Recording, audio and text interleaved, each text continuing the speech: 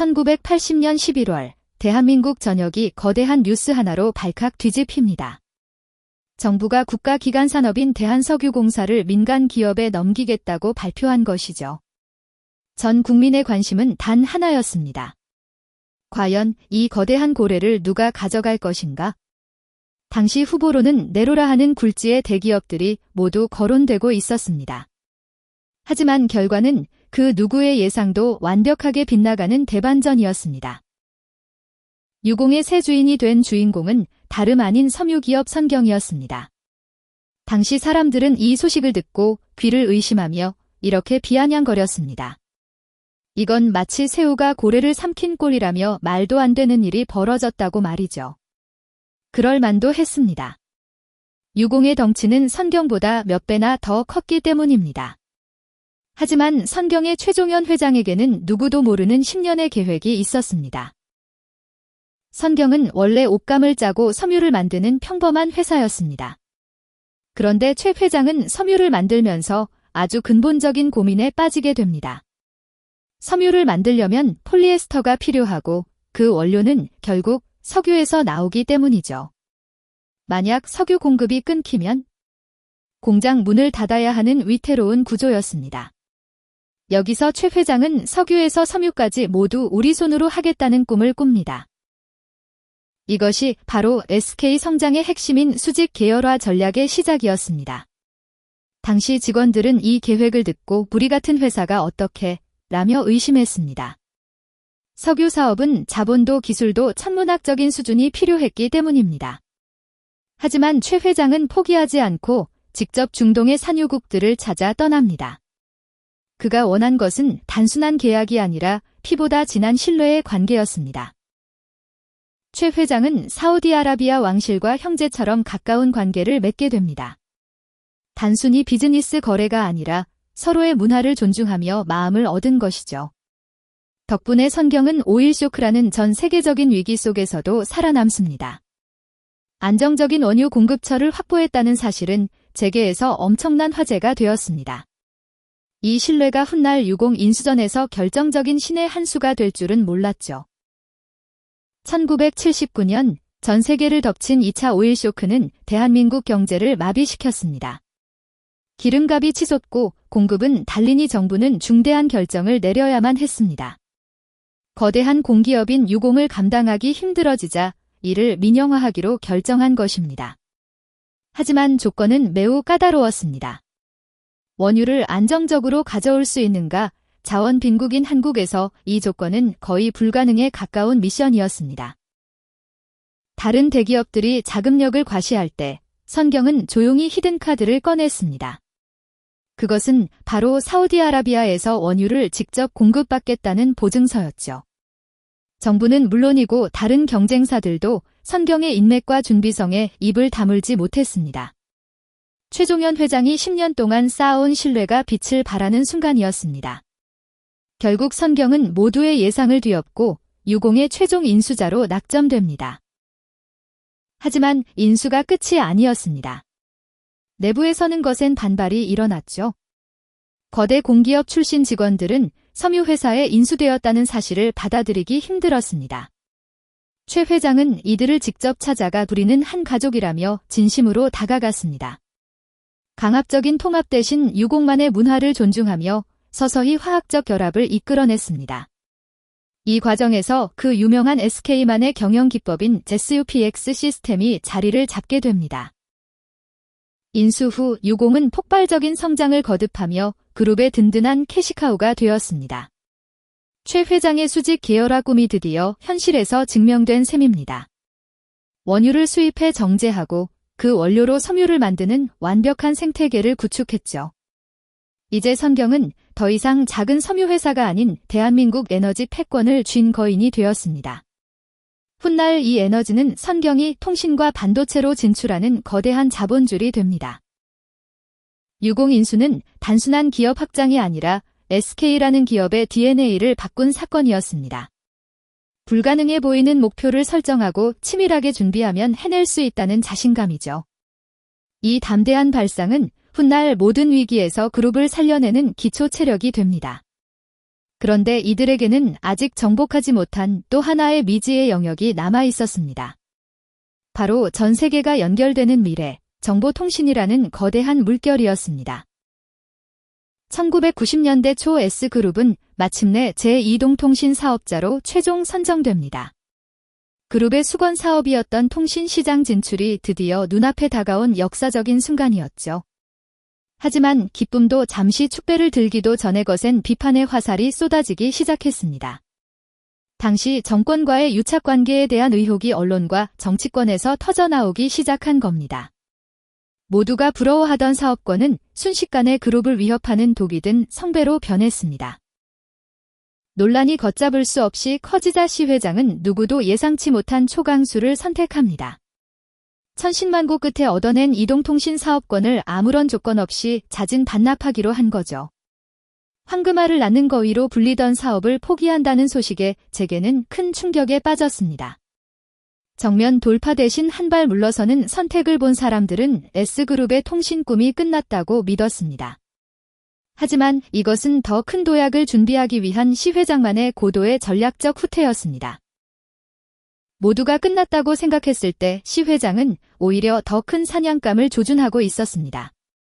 그가 점찍은 타겟은 민영화를 앞두고 있던 국영기업 한국이동통신이었습니다. 사업권을 따내는 대신 이미 시장을 지배하고 있는 거인을 통째로 사기로 한 겁니다. 특혜 논란을 잠재우면서도 시장의 주도권을 단번에 쥐겠다는 정면 돌파 카드였죠. 비난의 여론을 실력과 자본으로 잠재우려는 진정한 승부사의 기질이 발동한 순간입니다. 인수 결정은 내려졌지만 산 너머 산이었습니다. 가장 큰 걸림돌은 상상을 초월하는 가격이었죠. 시 회장이 써낸 금액은 당시 시세보다 훨씬 높은 수준의 파격적인 액수였습니다. 내부 임원들조차 너무 비싼 값을 치르는 게 아니냐며 우려 섞인 목소리를 냈습니다. 잘못하면 그룹 전체의 자금줄이 마를 수도 있는 위험천만한 도박처럼 보였습니다. 하지만 시 회장은 가격이 아닌 미래의 가치에 주목하며 흔들림 없이 밀어붙였습니다. 마침내 S그룹은 한국이동통신의 새로운 주인이 되는데 성공합니다. 이때 확보한 011분이라는 브랜드는 훗날 대한민국 이동통신의 상징이 됩니다. 비싼 가격을 지불했지만 그 대가로 전국적인 통신망과 고객 기반을 얻은 겁니다. 사람들은 이제 S그룹을 단순한 제조기업이 아닌 거대 서비스 기업으로 보기 시작했습니다. 돈으로 산 것은 단순한 회사가 아니라 대한민국 통신산업의 미래 그 자체였습니다. 인수의 기쁨도 잠시 새로운 거대한 장벽이 S그룹의 앞을 가로막았습니다. 당시 전 세계는 검증된 기술인 유럽식 TDMA 방식을 채택하고 있었습니다. 그런데 한국 정부는 아직 누구도 가보지 않은 미국의 CDMA 방식을 고집하고 있었죠. 상용화된 적 없는 기술을 선택하는 것은 막대한 투자금이 공중분해될 수 있는 위험이었습니다. 실패하면 인수 효과는커녕 그룹 전체가 나락으로 떨어질 수 있는 위기의 순간이었습니다. 시 회장은 물러서지 않았습니다. 오히려 기술 자립을 위해 모든 역량을 쏟아붓습니다. 수많은 연구원들이 연구실에서 숙식을 해결하며 불확실한 기술과 사투를 벌였습니다. 실패할 때마다 터져나오는 한숨 속에서도 그들은 결코 포기하지 않았습니다. S그룹 특유의 할 수 있다는 정신이 연구실의 뜨거운 열기로 타오르기 시작했죠. 밤낮 없이 이어지는 고된 일상은 오직 세계 최초라는 목표 하나만을 향해 있었습니다. 이 과정에서 빛을 발한 것이 바로 S그룹의 SUPX 경영 시스템이었습니다. 인간의 능력을 최대한 발휘하게 만드는 그들만의 독특한 경영 철학이 발동한 겁니다. 단순히 남의 기술을 사오는 것이 아니라 직접 완성하겠다는 집요함이 차이를 만들었습니다. 시 회장은 연구원들에게 전폭적인 지지를 보내며 기술이 곧 국가 경쟁력임을 강조했죠. 경영진과 연구진이 하나로 뭉쳐 불가능해 보이던 벽을 조금씩 허물어갔습니다. 1996년 마침내 전 세계가 깜짝 놀랄 기적 같은 소식이 들려옵니다. 불가능할 것 같았던 CDMA 방식의 세계 최초 상용화에 성공한 것입니다. 누구도 가보지 않은 길을 선택해 가장 먼저 목적지에 도착한 셈이었죠. 이 성공으로 한국은 단숨에 전 세계 이동통신 기술의 중심지로 우뚝 섰습니다. 비싼 값을 치르고 산 회사가 이제는 황금알을 낳는 거위로 탈바꿈한 순간입니다. CDMA 상용화 성공은 S그룹에게 압도적인 시장 점유율을 선물했습니다. 기술 혁신을 통해 경쟁자들을 따돌리고 대한민국 통신 시장의 왕좌에 오른 겁니다. 인수합병의 귀재를 넘어 기술의 승부사라는 평가가 잇따르기 시작했습니다. 비싼 인수 비용에 대한 논란은 사라지고 그의 선견지명에 대한 찬사만이 남았죠. 하지만 이것은 시작일 뿐이었습니다. S그룹의 야망은 이제 반도체로 향합니다. 2012년 당시 하이닉스의 상황은 그야말로 풍전등화와도 같았습니다. 매년 조 단위의 적자가 쌓여가며 현금은 바닥을 드러내고 있었죠. 시장의 시선은 냉담했습니다. 누가 이 망해가는 회사를 살리겠냐는 거였죠. 그룹 내부에서조차 하이닉스 인수를 반대하는 목소리가 압도적이었습니다. 잘못하면 그룹 전체가 휘청일 수 있다는 공포가 지배하던 시기였습니다. 하지만 최태원 회장의 생각은 달랐습니다. 에너지와 통신이라는 기존 사업만으로는 미래의 성장을 담보할 수 없다고 본 거죠. 그는 반도체를 쌀에 비유하며 디지털 시대의 필수제임을 확신했습니다. 불안해하는 참모들에게 그는 말했습니다. 우리에겐 위기를 기회로 바꿀 힘이 있다고요? 그렇게 SK의 운명을 건 거대한 도박이 시작되었습니다. 2012년 2월, 마침내 하이닉스는 SK그룹의 일원이 되었습니다. 이 소식은 업계에 커다란 파장을 일으켰죠. 대한민국 반도체의 절대 강자 삼성의 강력한 라이벌이 등장한 셈이니까요. 시장은 이를 반도체 전쟁의 시작이라 불렀습니다. SK는 단순히 회사를 사는 것을 넘어 판 자체를 흔들 준비를 마쳤습니다. 인수 후 SK가 가장 먼저 한 일은 체질을 완전히 바꾸는 것이었습니다. SK 특유의 경영 철학인 ZUPX 시스템이 하이닉스에 투입되었습니다. 인간의 능력을 극대화하여 최고의 수준에 도달하자는 전략이었죠. 단순한 관리가 아니라 구성원들이 자발적으로 움직이게 만드는 문화였습니다. 적자에 허덕이던 하이닉스 내부에서 서서히 변화의 바람이 불기 시작했습니다. 하지만 진정한 승부수는 따로 있었습니다. 메모리 가격이 바닥을 치고 다른 기업들이 투자를 멈출 때 SK는 반대로 움직였습니다. 최태원 회장은 오히려 시설 투자를 조 단위로 대폭 늘리는 결단을 내립니다. 모두가 미친 짓이라고 말했지만 그는 불황 끝에 올 기회를 보았습니다. 이 역발상 투자가 훗날 엄청난 격차를 만드는 신의 한 수가 됩니다. 반도체 업계의 잔혹한 생존 경쟁, 이른바 치킨 게임이 끝을 향해 달렸습니다. 버티지 못한 글로벌 강자들이 하나둘 쓰러졌죠. 하지만 선제적 투자를 단행했던 SK 하이닉스는 오히려 가장 강력한 모습으로 살아남았습니다. 적자는 흑자로 돌아섰고 수익성은 믿기 힘들 정도로 급증하기 시작했습니다. 이제 하이닉스는 더 이상 업계의 골칫덩이가 아니었습니다. 이제 SK 하이닉스의 시선은 단순한 생존을 넘어 1위를 향했습니다. 연구개발 비용을 아끼지 않았고 엔지니어들에게 최고의 대우를 약속했습니다. 삼성이라는 거대 공룡을 잡기 위해 그들만의 독자적인 기술을 연마했죠. 미세 공정의 한계를 돌파하기 위한 치열한 기술 전쟁이 연구소에서 벌어졌습니다. 이때 뿌린 기술의 씨앗들이 바로 HBM이라는 열매로 자라게 됩니다. 세상은 예상보다 빠르게 변했습니다.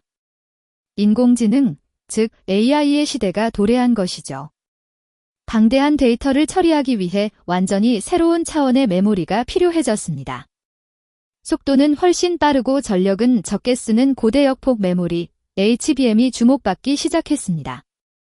모두가 머뭇거릴 때 SK 하이닉스는 여기에 사활을 걸고 매달렸습니다. 삼성이 주춤하는 사이 기회가 찾아온 것입니다. 결과는 모두를 놀라게 했습니다. 글로벌 AI 칩 시장의 맹주인 엔비디아가 SK 하이닉스의 손을 먼저 잡은 것입니다. 삼성보다 한 발 앞선 기술력으로 HBM 시장의 주도권을 완전히 틀어쥐었죠. 만년 2위라는 꼬리표를 떼고 특정 분야에서 1위를 달성한 순간이었습니다. 인수 당시의 적자 기업이 AI 시대의 심장이 된 것입니다. 10여 년 전 하이닉스 인수를 두고 무모하다고 했던 이들은 이제 침묵합니다. 에너지와 통신을 넘어 반도체라는 강력한 세 번째 날개를 단 SK그룹. 그들의 성공은 단순한 운이 아니라 철저한 계산과 과감한 용기의 산물이었습니다. 삼성과의 반도체 전쟁은 끝난 게 아니라 이제 새로운 국면으로 접어들고 있습니다. 과연 이 기적 같은 반전 드라마의 다음 장은 어떤 이야기가 기다릴까요? S그룹 성장의 핵심에는 인간이 도달할 수 있는 최고 수준을 뜻하는 슈펙스 정신이 있습니다. 단순히 이익을 많이 내는 것을 넘어서서 한계에 도전하는 초월적인 목표를 의미하죠. 이 정신은 그룹 내 모든 의사결정의 기준이 되며 기업의 DNA로 깊숙이 자리 잡았습니다. 불가능해 보이는 목표를 설정하고 그것을 현실로 만드는 구체적인 방법론이기도 합니다. 경영진부터 신입사원까지 이 공유된 가치는 그룹을 하나로 묶는 강력한 힘이 되었습니다. 슈펙스는 강압적인 관리가 아니라 구성원의 행복과 자발적 혁신을 끌어내는 시스템입니다. 직원이 즐겁게 일할 때 비로소 창의적인 해결책이 나온다는 믿음이 바탕에 깔려 있죠. 스스로 문제를 찾고 해결하는 문화를 통해 S그룹은 거대한 조직의 경직성을 탈피했습니다. 이런 자율적인 분위기가 결국 세상을 놀라게 한 수많은 혁신의 씨앗이 되었습니다. 사람이 중심이라는 철학이 시스템으로 구현될 때 기업은 비약적인 성장을 이룰 수 있었습니다. 유공과 한국이동통신 그리고 하이닉스까지 이어진 세 번의 거대한 도박을 기억하시나요? 당시엔 모두가 무모하다고 손가락질했지만 S그룹은 단호하게 인수를 밀어붙였습니다. 이 세 번의 선택은 한국 경제의 지형을 바꾸고 그룹을 재계 정상급으로 올려놓았습니다. 석유에서 통신으로 다시 반도체로 이어지는 대담한 전환은 전례 없는 성공 사례가 됐죠. 위험의 크기만큼이나 얻어낸 결실은 달콤했고 그들의 안목은 시대를 앞서가고 있었습니다. 이 모든 승부수는 우연히 일어난 것이 아니라 철저하게 계산된 생존의 지도였습니다. 다음 세대 먹거리가 무엇인지 끊임없이 질문하며 데이터와 분석을 통해 미래를 설계한 것이죠. 단순한 확장이 아니라 기존 사업과의 시너지를 고려한 정교한 포트폴리오의 완성이었습니다. 불안한 상황에서도 흔들리지 않았던 이유는 그들만의 확실한 시나리오가 있었기 때문입니다. 운에 기댄 배팅이 아닌 치열한 고민 끝에 나온 지극히 논리적인 결단이었던 셈입니다. 이제 S그룹은 반도체를 넘어서 인공지능과 그린 에너지를 향한 다음 단계를 준비합니다. 탄소 중립이라는 거대한 파도 속에서 지속 가능한 미래를 선점하려는 야심찬 계획을 세우고 있죠. AI 기술을 모든 사업 영역에 접목하여 지능형 기업으로의 완전한 변신을 꿈꿉니다. 환경을 보호하면서도 성장을 멈추지 않는 새로운 형태의 자본주의를 실험하고 있습니다. 에너지의 패러다임이 바뀌는 시점에서 그들은 또 한 번 역사의 변곡점을 만들려 합니다. 이것은 과거 석유화학에서 보여주었던 수직 계열화의 신화를 재현하려는 노력입니다. 원료부터 완제품까지 하나로 있는 전략은 이제 디지털과 친환경 분야로 확장되고 있죠. 공급망의 불안정성을 극복하고 독자적인 생태계를 구축하여 경쟁 우위를 점하려 합니다. 파편화된 기술들을 하나로 묶어 거대한 가치 사슬을 만드는 작업이 진행 중입니다. 과거의 성공 방식이 미래의 기술을 만났을 때 어떤 파괴력을 가질지 업계는 주목하고 있습니다. 위기 때마다 남들이 보지 못하는 가치를 발견하고 베팅하는 것이 그들의 주특기입니다. 공포가 시장을 지배할 때 오히려 기회를 포착해 과감하게 자원을 투입하는 배짱을 가졌죠. 이런 역발상은 철저한 준비와 자신감이 뒷받침되었기에 가능했던 일입니다. 단기적인 손실에 연연하지 않고 먼 미래를 내다보는 안목이 차이를 만들어냈습니다. 세상이 멈춰 설 때 한 발짝 더 나아가는 그들의 행보는 늘 놀라움을 선사합니다. 불확실성의 시대를 사는 우리에게 필요한 건 단순한 관망이 아닌 확신을 가진 실행입니다. 정보가 넘쳐나는 세상이지만 실제로 행동에 옮기는 사람은 극히 드물기 때문입니다. S그룹이 보여준 모습은 아는 것과 행하는 것의 차이가 얼마나 큰지를 여실히 보여줍니다.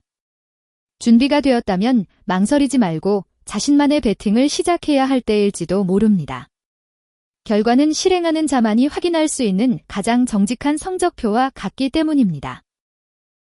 자신의 선택에 대한 확신이 있다면 세상의 어떤 비난도 성장을 위한 자극제가 됩니다. 기적은 하늘에서 뚝 떨어지는 것이 아니라 끝까지 포기하지 않는 의지가 만드는 산물이죠.